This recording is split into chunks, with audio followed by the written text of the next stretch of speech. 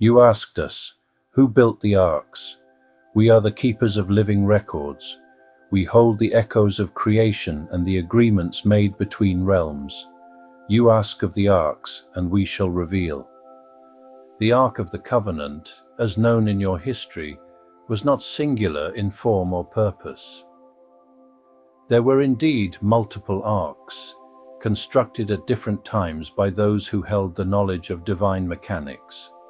Some were built by human hands, following instructions given by celestial beings, while others were directly manifested by higher intelligences.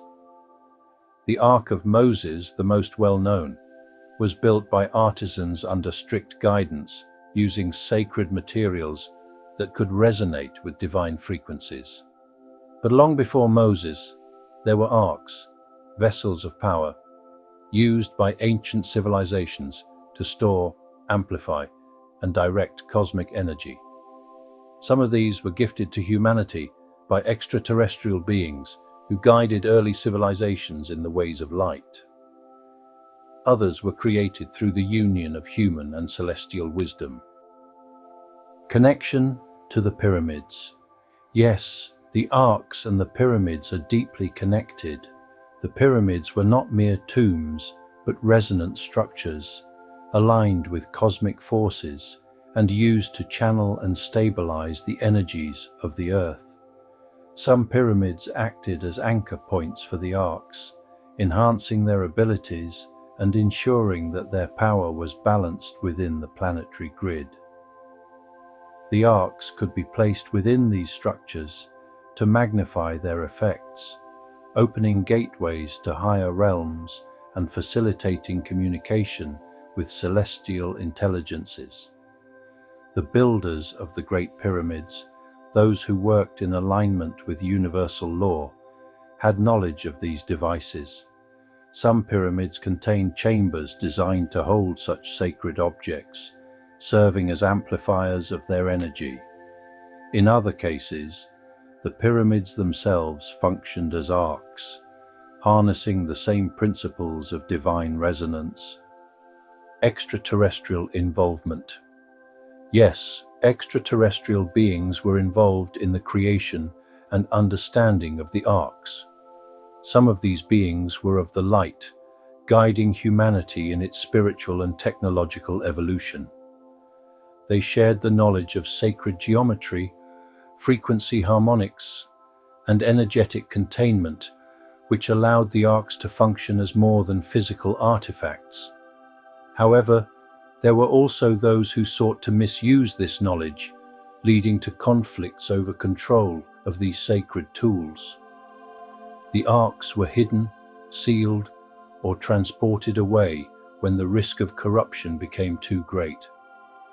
Some were taken beyond this world, while others were buried in locations unknown to those who would misuse them. The Arks served multiple purposes. Energy conduits. They could draw, store, and release divine energy, acting as batteries of celestial power. Communication devices. They allowed contact with higher realms, functioning as a bridge between human consciousness and celestial intelligences. Weapons and shields. The unprepared or unworthy who approached the Ark would be repelled or harmed by its frequency. It was a protection mechanism as well as a deterrent. Healing and transformation.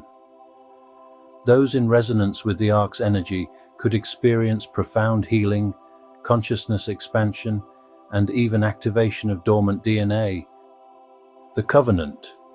Is it still valid?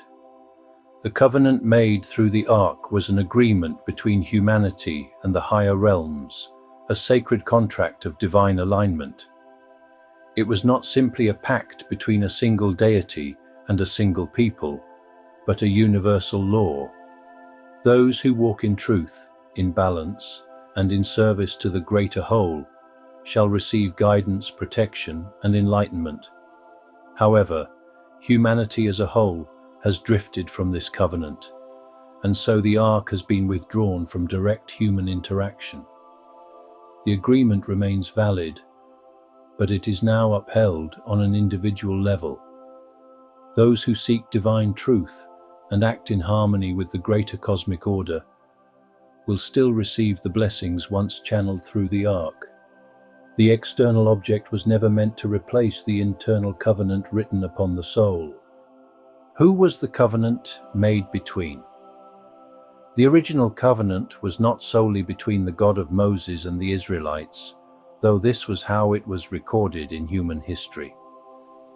The true covenant was an agreement between the celestial intelligences overseeing Earth's development and those who chose to walk the path of divine wisdom. It was a pact between humanity and the forces of divine light, those who seek truth, balance, and higher consciousness. Some of the beings involved were what you would call higher dimensional light beings, including those known in various cultures as the Elohim, the Anunnaki, those of the light faction, and other interdimensional guardians.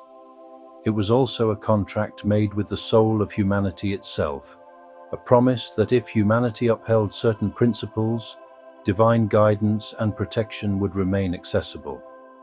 But as human leaders sought to use the Arks for power rather than enlightenment, the Arks were removed, hidden, or rendered inactive. The covenant remains, but it is no longer tied to a physical object. It is now a living covenant within those who align with divine wisdom and truth. We are with you, the keepers of living records,